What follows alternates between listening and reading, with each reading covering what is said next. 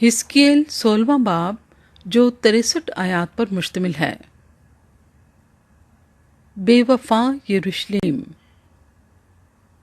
پھر خداوند کا کلام مجھ پر نازل ہوا کہ اے آدم ذات، یروشلم کو اس کے نفرتی کاموں سے آگاہ کر، اور کہہ خداوند خدا یروشلم سے یوں فرماتا ہے کہ تیری ولادت اور تیری پیدائش کنعان کی سرزمین کی ہے، تیرا باپ اموری تھا اور تیری ماں ہتی تھی، اور تیری پیدائش کا حال یوں ہے کہ جس دن تو پیدا ہوئی تیری ناف کاٹی نہ گئی، اور نہ صفائی کے لیے تجھے پانی سے غسل ملا، اور نہ تجھ پر نمک ملا گیا، اور تو کپڑوں میں لپیٹی نہ گئی۔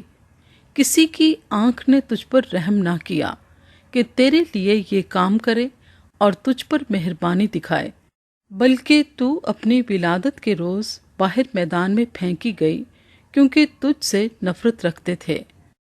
تب میں نے تجھ پر گزر کیا اور تجھے تیرے ہی لہو میں لوٹتی دیکھا، اور میں نے تجھے جب تو اپنے خون میں آغشتہ تھی کہا کہ جیتی رہ۔ ہاں، میں نے تجھ خون آلودہ سے کہا جیتی رہ۔ میں نے تجھے چمن کے شگوفوں کی مانند 1000 چند بڑھایا، سو تو بڑھی اور بالغ ہوئی اور کمال و جمال تک پہنچی۔ تیری چھاتیاں اٹھیں اور تیری زلفیں بڑھیں، لیکن تو ننگی اور برہنہ تھی۔ پھر میں نے تیری طرف گزر کیا اور تجھ پر نظر کی، اور کیا دیکھتا ہوں کہ تو عشق انگیز عمر کو پہنچ گئی ہے۔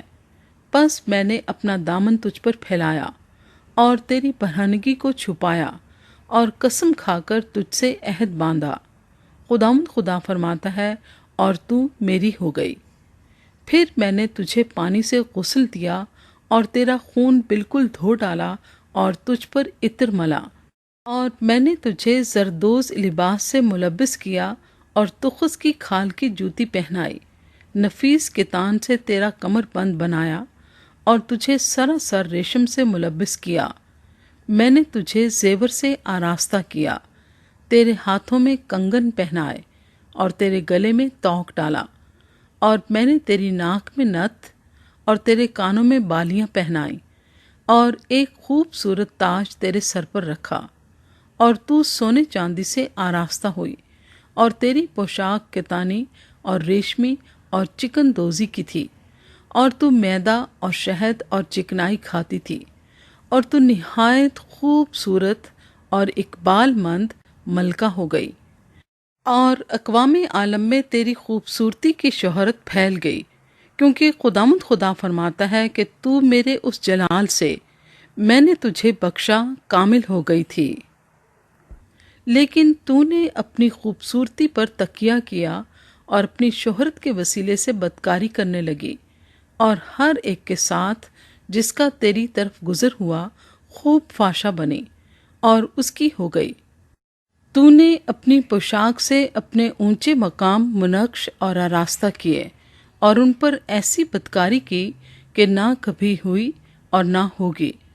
اور تو نے اپنے سونے چاندی کے نفیس زیوروں سے جو میں نے تجھے دیے تھے اپنے لیے مردوں کی مورتیں بنائیں اور ان سے بدکاری کی، اور اپنی زردوز پوشاکوں سے ان کو ملبس کیا، اور میرا عطر اور بخور ان کے سامنے رکھا، اور میرا کھانا جو میں نے تجھے دیا، یعنی میدا اور چکنائی اور شہد جو میں تجھے کھلاتا تھا، تو نے ان کے سامنے خوشبو کے لیے رکھا۔ خداوند خدا فرماتا ہے کہ یوں ہی ہوا، اور تو نے اپنے بیٹوں اور اپنی بیٹیوں کو جن کو تو نے میرے لیے جنم دیا لے کر ان کے آگے قربان کیا، تاکہ وہ ان کو کھا جائیں۔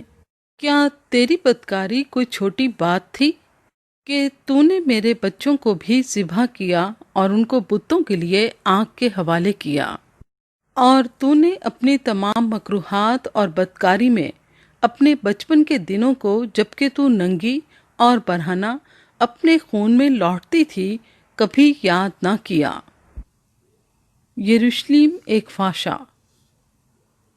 اور خداوند خدا فرماتا ہے کہ اپنی اس ساری بدکاری کے علاوہ افسوس، تجھ پر افسوس، تو نے اپنے لیے گنبد بنایا اور ہر ایک بازار میں اونچا مقام تیار کیا۔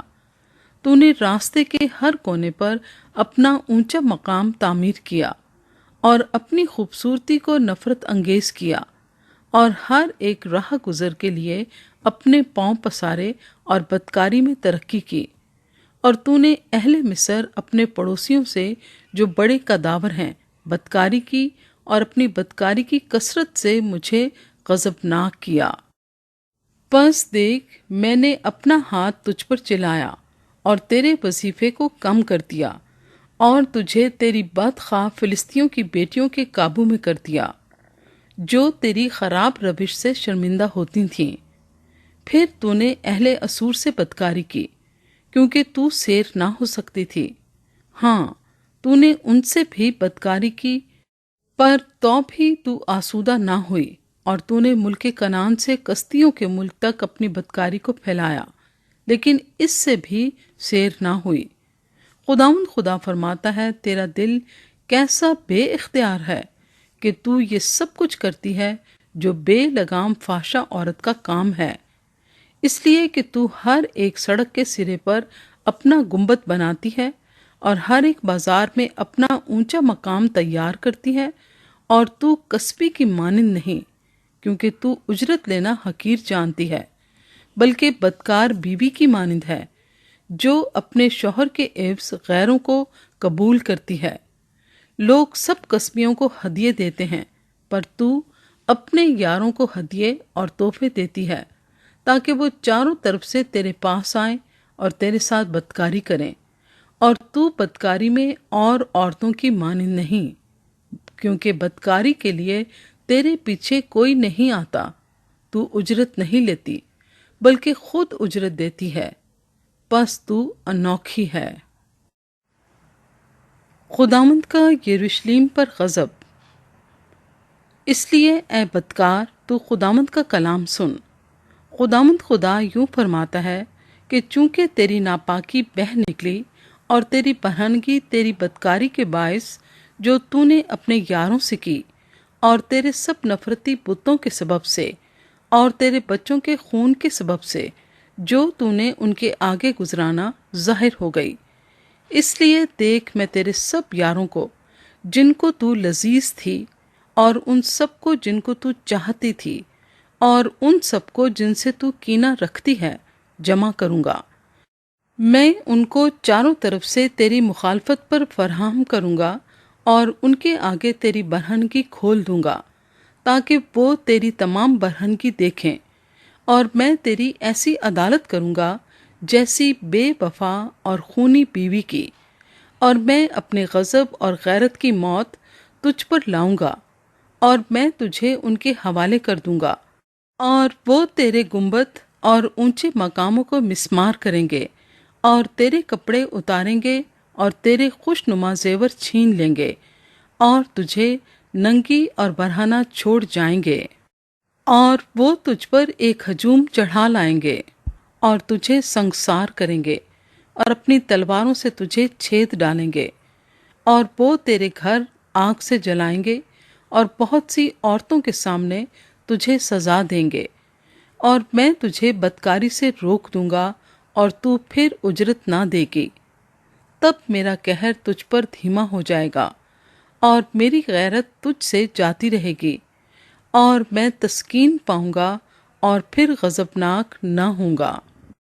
چونکہ تو نے اپنے بچپن کے دنوں کو یاد نہ کیا، اور ان سب باتوں سے مجھ کو افروختہ کیا، اس لیے خداوند خدا فرماتا ہے، دیکھ، میں تیری بدراہی کا نتیجہ تیرے سر پر لاؤں گا، اور تو آگے کو اپنے سب گھنونے کاموں کے علاوہ ایسی بدذاتی نہیں کر سکے گی۔ جیسی ماں ویسی بیٹی۔ دیکھ، سب مثل کہنے والے تیری بابت یہ مثل کہیں گے کہ جیسی ماں ویسی بیٹی۔